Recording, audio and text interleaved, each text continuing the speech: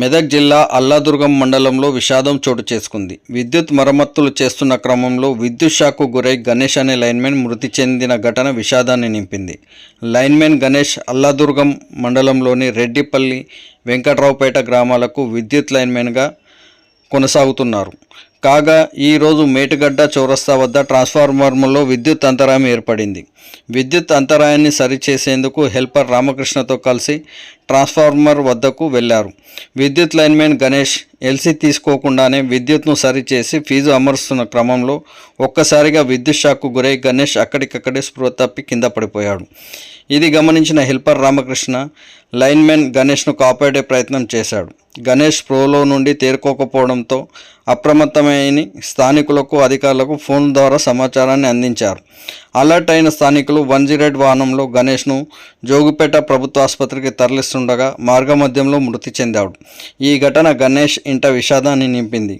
ఈ విషయం తెలుసుకున్న మృతుడి కుటుంబ సభ్యులు కన్నీరు మున్నీరుగా విలపిస్తున్నారు. గణేష్కు సంబంధం లేని చోట విద్యుత్ మరమ్మతుల పనులు ఎలా చేయిస్తారని మృతుడి కుటుంబ సభ్యులు మండిపడుతున్నారు. గణేష్ మృతిపై పలు అనుమానాలు ఉన్నట్లు కుటుంబ సభ్యులు ఆరోపిస్తున్నారు. మృతుడి కుటుంబానికి న్యాయం చేయాలని డిమాండ్ చేస్తున్నారు.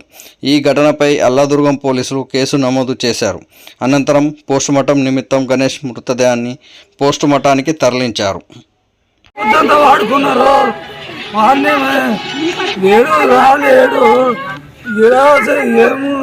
ఖరాబ్ ఉన్నదని చేసిండు. వానికి ఫోన్ చేయగానే పోయిండు. వద్దంతా పట్టే ఉన్నాడు. అని ఏటాడి చేసిర్రు. కొద్దిమీకి ఉల్లిగడ్డలు, టమాటాలు తీసుకొని సబ్ స్టేషన్లకు ఏదో ఉరకపోయారు. ఏం చేసుకున్నారు, ఏం తిన్నారు. యవ్వా యవ్వా ఇప్పుడు ఏదన్నా ఫోన్ లో రికార్డింగ్ తీయాలి, అల్లవర్గంలో అందుకే డ్యూటీ కాదు. రెడ్డిపల్లి వెంకటరావు డ్యూటీ అది ఆయన రామకృష్ణకే తెలుసు, ఆయనకే తెలుసు. అల్లవర్గం మీద వచ్చి చెప్తేనే కరెక్ట్ అన్ని తెలుస్తాయి మాకు. ఇప్పటిదాకా మా ఏం మాట్లాడలేము. ఫోన్ చేసి ఆయన వెళ్తారు, ఫోన్ చేయలేదు. అంతే సంగతి. ఇప్పుడు హాస్పిటల్కి వచ్చినాక మాకు తెలియదు. ఆయన అడుగుతూనే తెలుస్తుంది.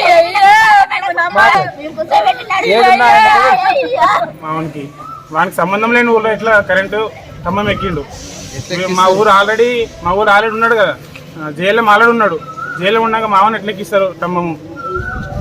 అది ఏదైనా వాళ్ళ మీద ఇస్తాం. రెడ్డిపల్లి వెంకట్రావుపేట వాని డ్యూటీ రెడ్డిపల్లి వెంకట్రావుపేట. అల్లదూరంలో వానికి సంబంధం లేదు. అట్లాంటి అల్లదూరం ఖమ్మం ఎట్లా ఎక్కిండు. ఇప్పుడు మేము లైన్లో తిరిగినాం సార్. లైన్లో తిరిగి మేము వస్తున్నాం. ఇట్లా మొత్తం ఫేస్ టు ఫేస్ తీసుకొని కోల్డ్ తిరుకొని వచ్చినాం. తిరుకొని వచ్చి చూసినాం.